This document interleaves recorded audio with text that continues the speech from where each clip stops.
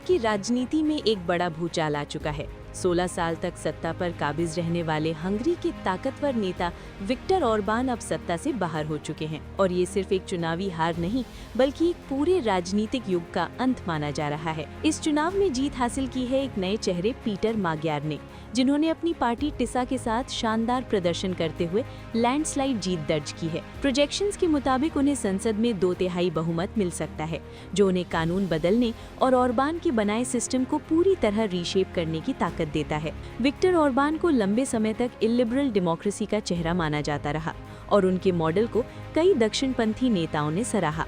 यहाँ तक कि डोनाल्ड ट्रंप जैसे नेताओं से भी उनके करीबी संबंध रहे। लेकिन हंगरी के भीतर जनता की नाराजगी लगातार बढ़ रही थी। आर्थिक ठहराव, बढ़ती असमानता और भ्रष्टाचार के आरोपों ने माहौल बदल दिया और आखिरकार मतदाताओं ने बदलाव के पक्ष में फैसला दिया। अब इस बदलाव का असर सिर्फ हंगरी तक सीमित नहीं रहने वाला, बल्कि पूरे यूरोप और वैश्विक राजनीति पर पड़ने वाला है। सबसे पहला असर यूक्रेन पर देखने को मिल सकता है, क्योंकि अब तक ऑर्बान यूरोपीय संघ के भीतर यूक्रेन को मिलने वाली मदद में बड़ी बाधा माने जाते थे। उन्होंने कई बार बड़े सहायता पैकेज को रोका, लेकिन अब नए नेतृत्व के साथ ये रास्ता खुल सकता है। यूक्रेन के राष्ट्रपति व्लादिमीर ज़ेलेंस्की ने इस नतीजे का स्वागत किया है और इसे एक कंस्ट्रक्टिव यूरोप की दिशा में बड़ा कदम बताया है। दूसरा असर यूरोपीय संघ पर पड़ेगा, जहां ऑर्बान को अक्सर एक डिसरप्टर के रूप में देखा जाता था, जो नीतियों को चुनौती देते थे और फैसलों में देरी कराते थे।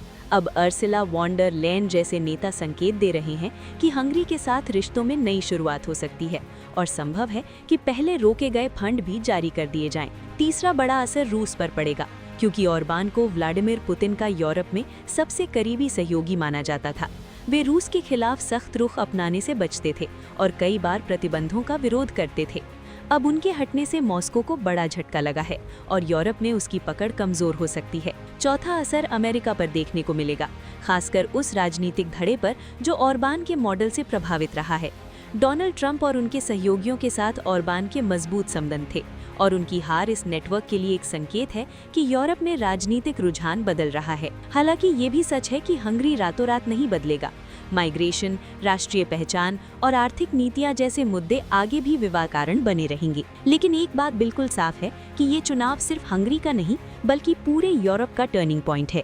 ये एक रीसेट है, एक रीअलाइनमेंट है और एक बड़ा संकेत है कि लंबे समय तक सत्ता में रहने वाले नेता भी बदल सकते हैं और जनता का फैसला अंत में सबसे बड़ा होता है।